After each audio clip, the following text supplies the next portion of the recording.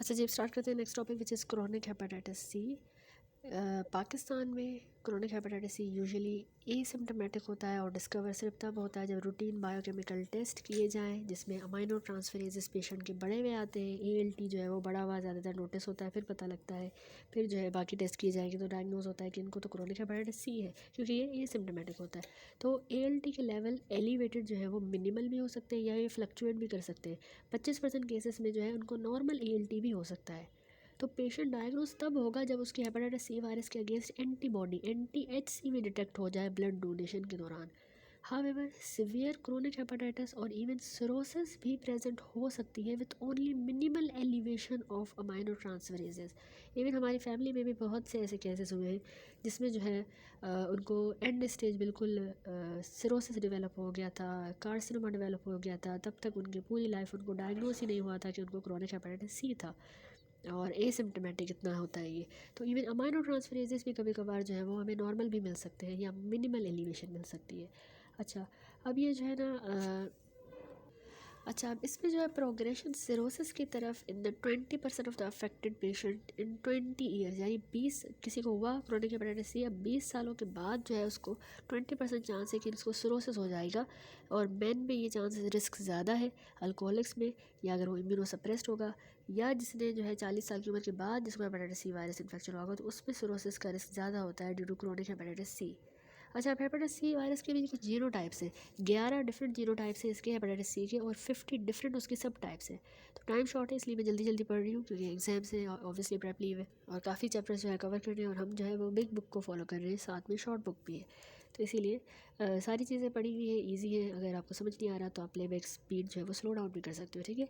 तो 11 different zero types हैं hepatitis C के, एटलीस्ट 50 डिफरेंट उसके सब टाइप्स हैं।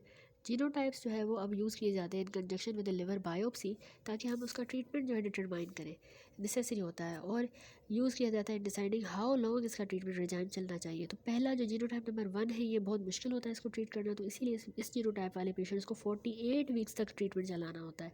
बाकी जो जीनो टाइप है उनको फिर हम 24 वीक्स तक भी ट्रीट कर सकते हैं। तो 1 वाला ख़तरनाक है। जिनको 2 और 3 जीनो टाइप्स हैं तो उनमें 2 to 3 टाइम ज़्यादा लाइकली है कि वो इंटरफेरोन बेस्ड थेरेपी को रिस्पॉन्ड करेंगे बनस्पत 1 जीनो टाइप वाले पेशेंट्स। अच्छा, जो टर्म जीनो टाइप है ये रेफर करती है genetic heterogeneity among the hepatitis C virus isolates worldwide and reflect the accumulation of mutations during the long-term evolution of these viruses। इनमें जो है डिफरेंट डिफरेंट म्यूटेशंस आई हैं, फिर उस हिसाब से वायरस है, ठीक है। 3 जीनोटाइप हमारे पास पाकिस्तान में ज़्यादा कॉमन है और genotype 1A 1B 2A 2B 2C 3A, ये more than 90% of the hepatitis C virus infection North और South America, Europe, Russia, China, Japan, Australia, New Zealand, यहाँ पे इन जीनोटाइप्स का इन्फेक्शन होगा। जो 3A है ये हमारे पास जो यंग पॉपुलेशन है उनमें ज़्यादातर कॉमन है। बाकी जो जीनो सब टाइप्स हैं 3 जीनोटाइप के, 3A वाला यंगर में है, बाकी 3 के जो होंगे वो हाईली प्रिवेलेंट है Nepal, Bangladesh, India, Pakistan. Post infectious जो है जीनोटाइप नंबर 4A ये सबसे ज़्यादा इन्फेक्शस है, इजिप्ट में होता है। और इसकी जो बाकी सब टाइप्स हैं जीनोटाइप 4 के वो सेंट्रल अफ्रीका में पाए जाते हैं। 5A वाला 50% इन्फेक्शन साउथ अफ्रीका में करवाता है। 4 और 5 जो है स्पोरेडिकली आउटसाइड द अफ्रीका भी मिल सकते हैं।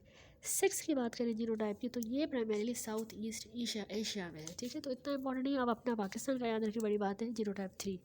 उसके बाद ये साइड बॉक्सेस में बताया है इसने कि हेपेटाइटिस सी वायरस जो है one of the most common blood borne viruses है, मोस्ट कॉमन ब्लड बोर्न, और ये सिग्निफिकेंट मॉर्बिडिटी और मोर्टेलिटी करवाता है। 170 मिलियन पीपल पूरी दुनिया में और 2.4 से 6.5% पीपल पाकिस्तान में जो है वो उसमें अफेक्ट होते हैं हेपेटाइटिस सी वायरस से। जिस तरह मैंने आपको बताया, इवन मेरी फैमिली में काफ़ी इसके केसेस हुए हैं due to the different reasons. ज़्यादातर जो है स्पेशली जो नीडल्स इंजेक्शन, डॉक्टर्स जो बैठे हुए हैं आजकल सेम नीडल्स यूज़ की जा रही हैं और इन्फेक्ट किया जा रहा है। री यूज सिरिंजेस, ठीक है, ये जो रीज़न है बहुत कम है। थेरेपेटिक इंजेक्शंस के ज़रिए ये बहुत ज़्यादा हो रहा है हेपेटाइटिस सी।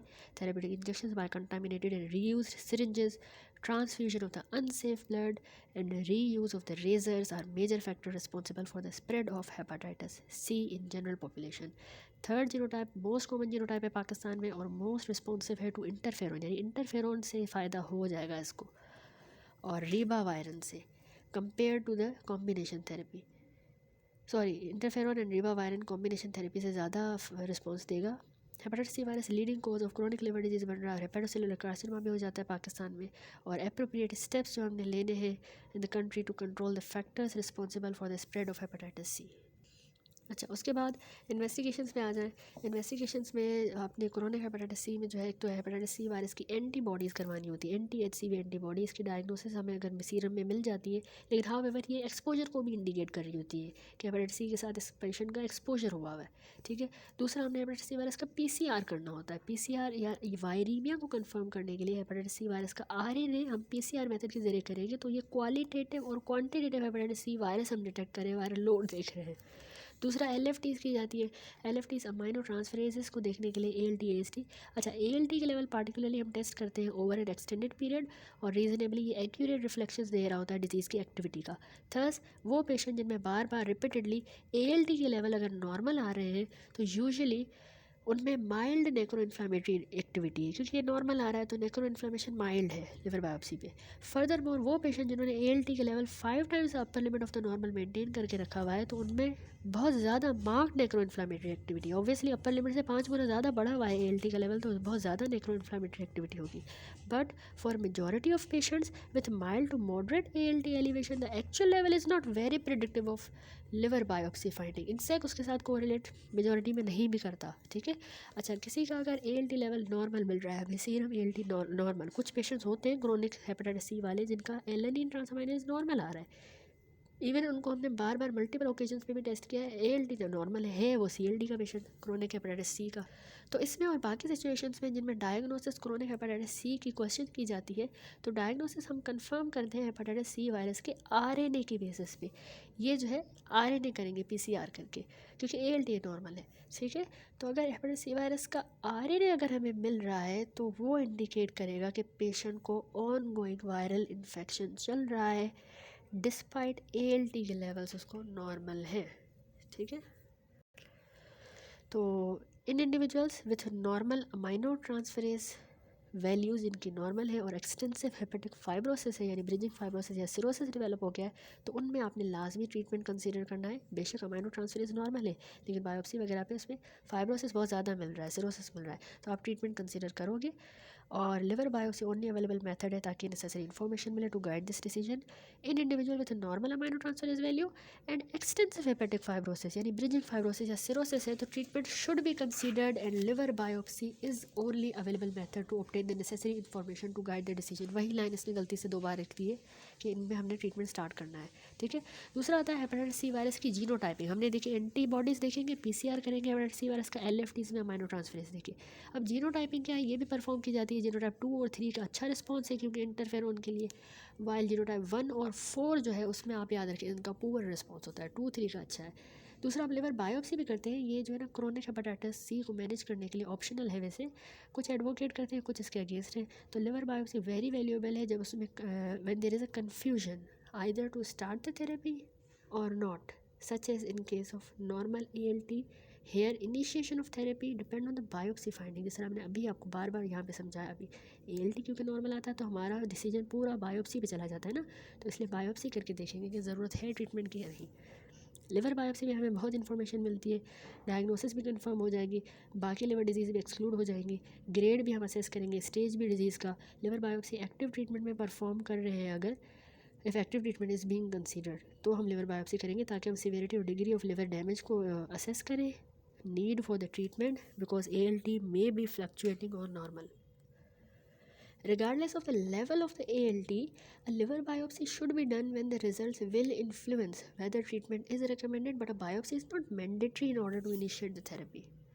यानी आपको रिगार्डलेस छोड़ दें, जो भी लेवल है ALT बढ़ा हुआ है या नॉर्मल है, regardless of the ALT level, liver biopsy आप करते हो जब आपको ऐसा लग रहा है कि आप जो ट्रीटमेंट दे रहे हो वो ट्रीटमेंट जो है वो इन्फ्लुएंस करेगा, यानी जो रिजल्ट्स हैं, जो when the results will influence whether treatment is recommended, कि मतलब ट्रीटमेंट की ज़रूरत पड़ सकती है, तो उस केस में हम बायोप्सी करोगे। लेकिन बायोप्सी हमेशा ज़रूरी नहीं है, लाजमी नहीं है, मैंडेटरी नहीं है कि बायोप्सी करेंगे तभी थेरेपी स्टार्ट करेंगे, ऐसा नहीं है। बाकी आप रिजल्ट्स पे इफ़ेक्ट्स भी देखने के लिए बायोप्सी कर सकते हो कि आपने जो स्टार्ट भी किया है ट्रीटमेंट, अब जो है उसकी प्रोग्रेशन कैसी है। यानी ALT हमारा ओनली फैक्टर नहीं होता, ठीक है। वैसे गोल्ड स्टैंडर्ड तो लिवर बायोप्सी है, जिसमें हमें लिवर टिश्यू पूरा नज़र आ जाता है, एग्जैक्ट डायग्नोसिस, हेपेटाइटिस और उनको सिवियरिटी स्टेज, ये सारी चीज़ें पता लगती हैं, ठीक है। और तो एक तो ट्रीटमेंट को गाइड करने के लिए अगर डिटेल इन्फॉर्मेशन हमें बायोप्सी से मिलती है, जैसे स्टेज कौन सा है, फाइब्रोसिस कौन सा स्टेज पे है, तो वो ज़रूरी होता है ताकि हम डिसाइड करें कि अगर पेशेंट को नीड है थेरेपी की, विच ट्रीटमेंट टू यूज़ या urgency of the treatment, then the biopsy is recommended. बाकी बायोप्सी जो है मैंडेटरी नहीं है थेरेपी स्टार्ट करने के लिए। बहुत से केसेस में डेफिनेटिव डायग्नोसिस जो है और need of treatment can be establish using the non invasive test, जैसे LFTs और वायरल लोड, इनके ज़रिए इलास्टोग्राफी, अल्ट्रासाउंड, ये हम करेंगे। ज़रूरी नहीं कि मस्ट बायोप्सी होगी तभी ट्रीटमेंट स्टार्ट करेंगे, ठीक है। उसके बाद आता है हेपेटाइटिस सी की prevalence rate in the developing countries. देखिए हमारे पास पाकिस्तान में 6.7% जो है प्रिवेलेंट है ये हेपेटाइटिस सी। सबसे ज़्यादा अगर मैं हम देखें तो 11.6 जो है कैमरून में है, इसके अलावा बांग्लादेश 1.3, 1.6 ब्राज़ील, 1.3 चाइना, 10 जो है इजिप्ट में। इंडिया में देखें, इंडिया में भी कम है हेपेटाइटिस सी, 0.8 है, हमारे पास 6.7। कॉम्पिटिशन चल रहा है ना। जापान में 1.5% है, नाइजीरिया में 8.4, रशिया 4.1 एंड 1। खैर हमारे पास बहुत ज़्यादा है hepatitis C. Treatment, who should be treated? Treatment is appropriate for patient with chronic hepatitis C जिसके फॉलोइंग फैक्टर्स हो। पहला उसका ALT एलेनिन ट्रांसअमाइनेज 1.5 टाइम नॉर्मल बढ़ा हुआ है, एलिवेटेड है। दूसरा उसमें क्रोनिक हेपेटाइटिस है, मॉडरेट सीवियरिटी का, लिवर बायोप्सी पे पता लगा है, यानी हिस्टोलॉजी पे आपको माइल्ड हेपेटाइटिस मिला है तो उसमें इंटरफेरोन में से कंट्रोवर्शियल है, लेकिन मॉडरेट सीवियरिटी का होना चाहिए हिस्टोलॉजी, ठीक है। तीसरा आपको हेपेटाइटिस सी वायरस का RNA डिटेक्ट हुआ है, यानी PCR आपने करवाया वो पॉजिटिव है। और चौथा, presence of compensated cirrhosis is not a Contra indication. अगर कंपनसेटेड है, असाइटीज़, मिलेना, वेराइसिस, ब्लीडिंग, ये चीज़ें नहीं हुई, कंपनसेटेड है हेपेटिक इनकेफ, क्योंकि वो हो जाती है तो उसको हम डी कंपनसेटेड कहते हैं। तो अगर कंपनसेटेड सिरोसिस है तो वो एक कॉन्ट्रा इंडिकेशन नहीं है, आप कर सकते हो, ठीक है, दे सकते हो ट्रीटमेंट। तो ALT बढ़े हुए हो 1.5 से, क्रोनिक हेपेटाइटिस मॉडरेट सीवियरिटी का, RNA PCR जो है वो पॉजिटिव आया है, तो किसको आप नहीं ट्रीट करोगे? थेरेपी जो है वो इनएडवाइजेबल है outside the controlled trial for the patient who have clinically जिसकी डीकम्पनसेटेड सिरोसिस हो हेपेटाइटिस सी की वजह से। देर से डायग्नोज हुआ, पता ही नहीं चला, जब असाइटीज़ हो गया फिर जाके पता चला, तब आप उसको नहीं दोगे ट्रीटमेंट, क्योंकि डीकम्पनसेटेड है, उसमें नहीं दोगे। नॉर्मल अमाइनो ट्रांसफरेज लेवल हो तो उसमें आप बायोप्सी करोगे। अगर हेपेटाइटिस मॉडरेट है तो फिर जो है वो ट्रीटमेंट स्टार्ट किया जाएगा, मॉडरेट अगर हो। किडनी, लिवर, हार्ट या अदर कोई सॉलिड ऑर्गन ट्रांसप्लांट वाला पेशेंट है तो नहीं स्टार्ट करेंगे। स्पेसिफिक कोई कॉन्ट्रा इंडिकेशन हो या तो मोनोथेरेपी की या कॉम्बिनेशन थेरेपी की, ठीक है। अब ट्रीटमेंट क्या है? पर्सन का with normal serum amino transferase value, जिस तरह मैंने आपको कहा ना कि इसमें नहीं करेंगे, जिसका अमाइनो ट्रांसफरेज लेवल मॉडरेट हो, तो उसमें फिर बायोप्सी करके देखना होता है ना कि ज़रूरत है या नहीं। बायोप्सी पे अगर मॉडरेट आ गया हेपेटाइटिस तो देंगे, वरना अगर अमाइनो ट्रांसफरेज नॉर्मल है तो उसमें क्या करेंगे? Management of person with normal serum aminotransferase value is important since up to 60% of the HCV infected first-time blood donors and injection drug users have been reported to have normal values। जिन्होंने donate वगैरह किया था तो उनका alanine वगैरह ये normal आ रहा है। तो nonetheless for purpose of this discussion a person is considered to have normal ALT level when there have been 2 or more determinations identified to be in normal range of a licensed laboratory over 6 or more month। 6 माह या से उससे ज़्यादा अच्छी वाली lab से, licence lab से उसने टेस्ट करवाया है, उसमें अगर 6 माह या ज़्यादा से उसके एलेनिन ट्रांसअमाइनेज बढ़े हुए हैं और नॉर्मल है तो हम उसमें ट्रीटमेंट की ज़रूरत नहीं है, तो ही हम कहेंगे कि हाँ इसके ALT नॉर्मल है। तो currently there is disagreement in regard to whether HCV infected person with established normal ALT value warrant treatment. अभी तक इस पर बहस है। On one hand individual with persistently जिसका ALT नॉर्मल आ रहा है generally have less severe liver disease than that observe in those with abnormal. तो इनकी नॉर्मल है ना ALT, तो ऑब्वियसली इनकी डिजीज़ भी लेस सीवियर है। दस कुछ बिलीव करते हैं कि liver disease progression is uncommon, इनमें नहीं जाएगी, डिजीज़ प्रोग्रेस नहीं करेगी इस तरह के इंडिविजुअल्स में। और एडवर्स इवेंट जो करंट थेरेपी से होंगे तो नुकसान ज़्यादा है बनस्बत फ़ायदे के, ठीक है। यानी ट्रीटमेंट देने से नुकसान हो सकता है, उसके साइड इफेक्ट्स हो सकते हैं। On the other hand biopsies of those with normal ALT, अब ALT नॉर्मल है अगर बायोप्सी करके देखते हैं तो उस पर ब्रिजिंग फाइब्रोसिस अगर मिलता है या सिरोसिस मिलता है, उस पर 1 to 10% केसेस में ब्रिजिंग फाइब्रोसिस या सिरोसिस मिला है and at least portal fibrosis in greater proportion. Even the majority जो है वो hepatitis C virus infected person with minimal fibrosis rarely develop progressive disease. Histological and clinical advancing liver disease has clearly been documented despite persistently normal aminotransferase value. In addition, response rate in this group to interferon alpha and ribavirin appear to be similar to that of the individual with the abnormal values. तो same ही results होंगे, ठीक है। तो recommendation क्या है, regardless जो भी serum amino transferase level है, थेरेपी स्टार्ट करने का डिसीजन जो है इंटरफेरोन या रिबावायरिन के साथ वो इंडिविजुअलाइज होता है based on the severity of the liver disease by biopsy.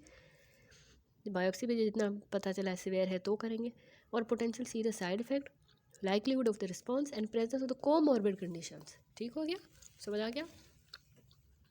उसके बाद आती है एंटीवायरल थेरेपी। फॉलोइंग पेशेंट्स जो है वो रिकमेंड होते हैं फॉर एंटीवायरल ट्रीटमेंट। एक तो 18 साल से ज़्यादा उम्र का ओल्डर पेशेंट है, हेपेटाइटिस सी वायरस की एंटीबॉडी पॉजिटिव आई है और सीरम हेपेटाइटिस सी वायरस का आरएनए भी पॉजिटिव आया है, पीसीआर। कंपनसेटेड लिवर डिजीज़ वाले patient, for example no hepatic इनकैफ या असाइटीज़, तो कंपनसेटेड जिसकी लिवर डिजीज़ हो, ठीक है।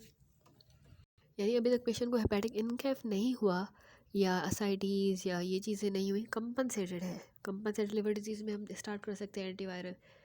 और इस तरह एंटीबॉडी भी पीसीआर भी पॉजिटिव आ रहा है, एंटीबॉडी मिल रही है, 18 से उम्र का ज़्यादा है, असेप्टेबल हेमाटोलॉजिक और बायोकेमिकल इंडिसेस है, यानी हीमोग्लोबिन एटलीस्ट 13 हो, मैन में 12, वुमेन में न्यूट्रोफिल 1500 से ज़्यादा हो, और सीरम क्रिएटिनिन जो है वो लेस देन 1.5 हो। इसके अलावा विलिंगनेस होनी चाहिए कि उसको मुझे मेरे ट्रीटमेंट स्टार्ट करें और ट्रीटमेंट रिक्वायरमेंट्स अडेयर हो ट्रीटमेंट के साथ, और कोई कॉन्ट्रा इंडिकेशन ना हो ट्रीटमेंट की। तो आगे क्या है ट्रीटमेंट ऑप्शंस, एक होती है dance, direct acting antiviral agents. ये 2014 से ऑनवर्ड ये ट्रीटमेंट ऑफ चॉइस अब बने हैं हेपेटाइटिस सी के लिए, डायरेक्ट एक्टिंग एंटीवायरल एजेंट। दूसरे इंटरफेरोन और रिबावायरिन है। तो डायरेक्ट एक्टिंग एंटीवायरल एजेंट्स जो है ना, ये relatively recently several antiviral agents जो है वो डेवलप हुए हैं to specifically target the various sides of hepatitis C virus replication, similar to the anti retroviral drugs. उसी तरह ये भी एफडीए ने अप्रूव किए वेरियस कॉम्बिनेशन में, जो कि हेपेटाइटिस सी वायरस की रेप्लिकेशन को ही ये ड्रग्स इंटरप्ट करेंगे डिफरेंट साइड्स पे। 90 to 95% इसमें सस्टेन्ड वायरोलॉजिकल रिस्पॉन्स रेट मिला है, SVR, in the treated patient versus 50 to 70% in those completing the treatment with a dual therapy, pegylated interferon plus ribavirin. तो जो डुअल थेरेपी वाले हैं pegylated interferon और plus ribavirin जो use कर रहे हैं वो अलग ट्रीटमेंट कैटेगरी है ये वाली। तो उनमें 50 to 70% सस्टेन्ड वायरोलॉजिकल रिस्पॉन्स मिला है। लेकिन यहाँ पर ये डास डायरेक्ट एक्टिंग एंटीवायरल जो है इसका ज़्यादा फ़ायदा ये 90 to 95% सस्टेन्ड वायरोलॉजिकल रिस्पॉन्स देते हैं। लेकिन however clinician should be aware of this base line resistance associated substitution, जो इम्पेयर करता है ट्रीटमेंट रिस्पॉन्स को to direct acting antiviral agent, particularly baseline NS5A resistance in the direct acting antiviral naive HCV patients. Actually ये जो resistance associated substitution है, ये इसने कहा है कि क्लिनिशियन को इस बात का भी ख्याल रखना है कि base line resistance associated substitution जो है वो ट्रीटमेंट रिस्पॉन्स को इम्पेयर कर सकती है। उसका ये मैकेनिज्म होता है कि एक्चुअली ये रास में बोल रही हूँ उसको, रास रेजिस्टेंट एसोसिएटेड सब्सटीट्यूशन, ये स्पेसिफिक म्यूटेशन होती है हेपेटाइटिस सी वायरस के जीनोम में, जिसकी वजह से वायरस जो है ना वो लेस ससेप्टेबल होता है 1 या मोर ऐसी ड्रग्स को, डायरेक्ट एक्टिंग एंटीवायरल एजेंट्स को। तो ये जो सब्सटीट्यूशन है ये नेचुरली भी हो सकती है ट्रीटमेंट स्टार्ट करने से पहले, स्पेशली ऐसे पेशेंट्स में जिसने कभी भी जिसको ट्रीट ना किया गया हो डायरेक्ट एक्टिंग एंटीवायरल्स के साथ, ठीक है। स्पेसिफिक कंसर्न ये है कि ये टेक्स्ट स्पेसिफिकली मेंशन करता है base line these substitutions can be present naturally before the treatment starts, especially in patients who have never been treated with these agents before। तो जिनको हम कहते हैं direct acting antiviral naive HCV patients, तो उनमें ज़्यादातर जो है ये सब्सटीट्यूशंस हो सकती हैं। तो हमने स्पेशली जो है बेस लाइन NS5A रेजिस्टेंस एक कंसर्न है, की टारगेट है, जो इसी की क्लास है, आगे मैं बताऊंगी, इसी में आ जाती है। टाइप NS5A ड्रग है, कैटेगरी है, ठीक है। लास्ट टेस्ट ने बताया preliminary data from the one centre in Pakistan based on the low price generic sofosbuvir showed a rapid viral response rate of 86.8% in the genotype 3 patients, ठीक है। तो ये इसमें बताया है कि ये पॉजिटिव रिजल्ट अचीव हुआ, लो प्राइस जेनेरिक सॉफोस्बुविर यूज़ करने का, सक्सेसफुल भी था, कॉस्ट इफेक्टिव। और जीनोटाइप 3 जो है क्योंकि मुश्किल भी है ट्रीट करना, चैलेंजिंग है, हमारे पाकिस्तान में भी ये ज़्यादा कॉमन है, लेकिन उसके लिए सॉफोस्बुविर अच्छी प्रूव हुई। खैर आगे से बताया करंटली अवेलेबल एजेंट्स कौन से हैं और उनके टारगेट साइट्स कौन सी है, कहाँ पे ये टारगेट करते हैं। उसमें सबसे पहला है NS3/4 targeting protease inhibitor. NS3/4A protease inhibitors जो है ये एक्चुअली करते क्या है, ये वायरल पोलीप्रोटीन को इंडिविजुअल फंक्शनल प्रोटीन्स में कट करेगा, जो रेप्लिकेशन का एक स्टेप है, ठीक है। तो इनके नाम में प्रेवर लगता है, एक सुफिक्स है प्रेवर, ये आपने याद रखना है। इसकी एग्जांपल्स है ग्लैका प्रेवर, ग्रेजो प्रेवर, वॉक्सीला प्रेवर, ठीक है, प्राटी प्रेवर, सिमी प्रेवर, टेला प्रेवर, ब्रोसी प्रेवर। तो ये NS3,4A प्रोटीज इनहिबिटर। दूसरी क्लास आती है NS5B targeting polymerase inhibitor 5B। तो ये एंजाइम जो है ना, ये new copies of viral RNA genome बनाता है। इसमें जो सुफिक्स लगेगा है वो बुविर है, तो इसमें एग्जांपल आती है सोफस ब्यूवेर। नॉन न्यूक्लियोटाइड में डासा ब्यूवेर। द लास्ट कैटेगरी है NS5A टारगेटिंग इनहिबिटर्स। ये क्रूशल प्रोटीन होती है, दोनों वायरल रेप्लिकेशन में भी, असेंबली भी करवाती है न्यू वायरल पार्टिकल्स की। तो इसमें इसकी ड्रग्स में एसविर नाम आएगा, एसविर सुफिक्स है, पिब्रेंट एसविर, वेलपट एसविर, लेडिप एसविर, ठीक है, डेक्लेट एसविर, ओम्बिट एसविर। As current treatment regime are partially determined by the fibrosis stage and previous treatment, a detailed treatment history has to be obtained. Stage of fibrosis can be determined with either या तो liver biopsy करके या transit elastography जिसको fibroscan कहते हैं। Cirrhosis वाले patients में liver function को डिटरमाइन करने के लिए चाइल्ड बग स्कोर और पोर्टल हाइपरटेंशन की असेसमेंट बहुत ज़रूरी होगी। ये जो एजेंट्स हैं डायरेक्ट एक्टिंग एंटीवायरल्स, ये proteases inhibitor based treatment regime should only be considered in patient जिनका वेल कंपनसेटेड लिवर फंक्शन हो, चाइल्ड पग A क्लास में हो, और उनमें प्रायर हिस्ट्री ऑफ लिवर डीकम्पनसेशन की हिस्ट्री ना हो, ना ही इनकेफ हुआ हो, ना एसाइटिस हुआ हो, ठीक है। तो कंपनसेटेड वालों में तो ट्रीटमेंट रिजाइम स्टार्ट करने से पहले जो ट्रीटमेंट की ड्यूरेशन है और रिजाइम स्टार्ट करने से पहले ये बहुत ज़रूरी है कि आप हेपेटाइटिस सी वायरस का जीनोटाइप देख लो कौन सा है, और सीरम में, करंट सीरम में हेपेटाइटिस सी वायरस का RNA लोड कितना है। अगर वायरल जीनोटाइप डिटरमाइन रिसेंटली नहीं हुआ तो आपने जीनोटाइपिंग रिपीट करवानी होगी, ठीक है, जीनोटाइपिंग। फिर आता है quality of local products is questionable. Low income countries जैसे पाकिस्तान और इंडिया में जो है ना, लो कॉस्ट एक्सेस और एक्टिव फार्मास्यूटिकल इंग्रेडिएंट्स, लेकिन जो क्वालिटी अश्योरेंस है प्रोडक्ट्स की वो अभी तक क्वेश्चनेबल है, ठीक है। इजिप्ट जैसी कंट्रीज़ में जहाँ पे क्वालिटी अश्योरेंस स्ट्रिक्टली अप्लाई की जाती है by legal authorities, the data on generic drugs are very promising. यहाँ पर हमारी ड्रग्स बहुत गंदी है, ठीक है। अब फ़ायदा क्या है डायरेक्ट एक्टिंग एंटीवायरल्स का? एक तो इसमें सारी ओरल थेरेपी है, कोई इंजेक्शन नहीं देना पड़ता। पैन जीनोटाइपिक यानी रिसेंट स्टडी सपोर्ट करती है efficacy of the direct antivirals in the all genotype 1 to 6 सारे जीनोटाइप्स के लिए अच्छी है। तो पैन जीनोटाइपिक है, इसमें वायरल ब्रेक थ्रू भी नहीं होता ड्यूरिंग द ट्रीटमेंट और हाई बैरियर है, रेजिस्टेंस भी नहीं है, सिंपल डोजेज है, कोई फूड के साथ रिलेशन नहीं है, साइड इफ़ेक्ट्स भी बहुत कम है, शॉर्टर ड्यूरेशन ऑफ थेरेपी चलती है, naive and previously treated patients के लिए भी ये बहुत अच्छी इफेक्टिव है, सेफ़ और इफेक्टिव है सिरोटिक पेशेंट्स के लिए, लेकिन डीकम्पनसेटेड ना हो, कंपनसेटेड सिरोटिक, ठीक है। लेकिन इसकी लिमिटेशन क्या है? एक तो महंगी है ये बहुत, highly particular resource constraint regions में कॉस्टली है, there are smaller publish studies with little experience of usages in the different group of patient, non availability है सर्टेन कंट्रीज़ में, ड्रग इंटरेक्शंस और डायरेक्ट एक्टिंग एंटीवायरल्स की resistance, ठीक है। उसके बाद आता है इंटरफेरोन एंड रीबा वायरस। यहाँ तक हमने डायरेक्ट एंटीवायरल देखिए, दूसरा ट्रीटमेंट मैंने आपको बताया इंटरफेरोन रीबा वायरस है। इंटरफेरोन अल्फ़ा 2B इंजेक्शन आता है यूनिफेरोन के नाम से, या इंटरफेरोन अल्फ़ा 2A रोफेरोन A के नाम से आता है। तो ये 3 million units 3 time per week लगाने होते हैं। और जो रीबा वायरस है ना, 10.6 मिलीग्राम पर kg के हिसाब से डेली 2 डिवाइडेड डोजेस में जो है वो डोजेस में देनी होती है। तो पिगाइलेटेड इंटरफेरोन अब ज़्यादा प्रेफर किया जाता है बनस्बत इन अल्फ़ा इंटरफेरोन के। हम अब पिगाइलेटेड जो मैंने आपको दिखाया वो यूज़ करते हैं। तो 6 माह का ये ट्रीटमेंट चलता है, जीनोटाइप 2 या 3 अगर है, और अगर जीनोटाइप 1 या 4 होगा तो 12 माह तक ये ट्रीटमेंट चलेगा। और फॉर्चुनेटली पाकिस्तान में most of the hepatitis B virus 3 वाला स्ट्रेन होता है, तो 3 में 6 माह तक ही चलेगा और chance of response to interferon is high, ठीक है।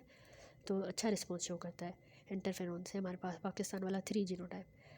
तो 6 माह तक चलेगा, ठीक है। 1-4 होगा तो 12 माह ट्रीटमेंट चलेगा। कॉम्बिनेशन ऑफ इंटरफेरोन और रीबा वायरस से हायर सस्टेन रिस्पॉन्स मिलता है। अबाउट 85 to 90% रिस्पॉन्स रेट जो है पहले 3 माह में मिल जाता है और रिस्पॉन्स देयर आफ्टर रेयर है।